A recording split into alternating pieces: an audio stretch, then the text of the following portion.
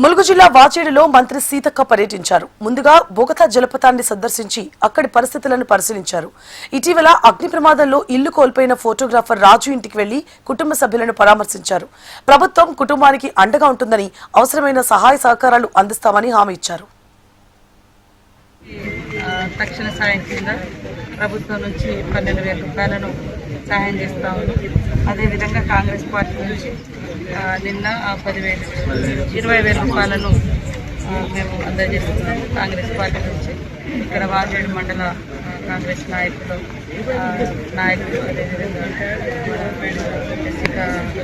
అధ్యక్షుడు, మన మండలాధ్యక్షుడు, అందరు కలిసి సర్పంచ్ గారు అందరి సమక్షంలో వారు నిన్న కొంత తయారు చేసి నేను కూడా వ్యక్తిగతంగా సహాయం చేస్తూ ఉన్నాం.